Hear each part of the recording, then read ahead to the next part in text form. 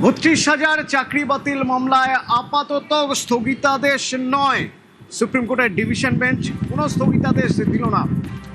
কেন, সেক্ষেত্রে সুপ্রিম কোর্টে কি পর্যবেক্ষণ জানবো। মৈত্রেয়ী রয়েছে আমার সঙ্গে। মৈত্রেয়ী, দেখো, ঘটনা প্রাথমিকের যে প্রথম মামলা ছিল ৩২,০০০ চাকরি বাতিল মামলা, যেখানে তৎকালীন বিচারপতি অভিজিৎ গঙ্গোপাধ্যায় ৩২,০০০ প্রাথমিক নিয়োগের চাকরিকে ৩২,০০০ চাকরিকে খারিজ করেন এবং তারপর হাইকোর্টের ডিভিশন বেঞ্চ বিচারপতি গাঙ্গুলির সেই নির্দেশকে খারিজ করে ৩২,০০০ চাকরি বহাল রাখে এবং সেই মামলাকে চ্যালেঞ্জ করে সর্বোচ্চ আদালতের বিচারপতি দীপঙ্কর দত্তর বেঞ্চে একটি মামলা ফাইল হয়েছিল এবং আজকে সর্বোচ্চ আদালত সেই মামলা গ্রহণ করেছে।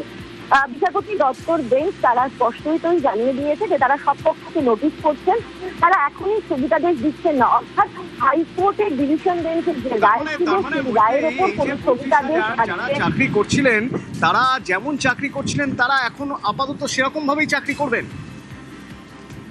বেঞ্চের রায়ের পর যেরকম ৩২,০০০ চাকরি যারা করছিলেন তারা এখন সেরকম ভাবেই চাকরি করবেন, সেখানে কোনো স্থগিতাদেশ আজকে সর্বোচ্চ আদালত দেয়নি। তারা সব পক্ষকে নোটিশ করেছেন। তবে আজকে বেশ কিছু তাৎপর্যপূর্ণ পর্যবেক্ষণ সর্বোচ্চ আদালতের তরফ থেকে বিচারপতি দীপঙ্কর দত্ত তিনি করেছেন। তিনি বলেছেন যে আমাদের শিশুদেরকে, যাদেরকে আমরা শিক্ষিত করার বা পড়াশোনা শেখানোর দায়িত্ব যাদের কাছে দিচ্ছি, তারা কতটা কোয়ালিফাইড সেটা আমরা জানতে চাই এবং একই সঙ্গে তারা এটাও জানতে চেয়েছেন যে 2016 সালে যে তাদেরকে নিয়োগ করা হয়েছিল তাদের মধ্যে কতজন শিক্ষক বা শিক্ষিকা রয়েছেন যারা টেট পাস করা রয়েছেন, সেই বিষয়টি উঠে আসে।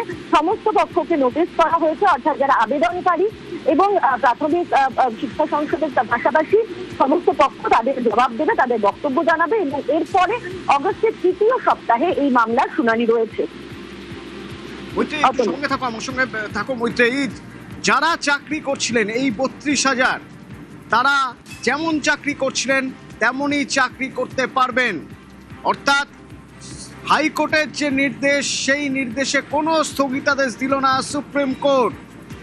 চাকরি বাতিল মামলায় কোনো স্থগিতাদেশ দিল না সুপ্রিম কোর্ট। সেক্ষেত্রে সুপ্রিম কোর্টের পর্যবেক্ষণ, চাকরি যারা করছিলেন তারা যেমন চাকরি করছিলেন করবেন, কিন্তু চাকরি পাওয়া কতজন টেট পাস তা জানতে চাইছেন শীর্ষ আদালতের বিচারপতি দীপঙ্কর দত্ত।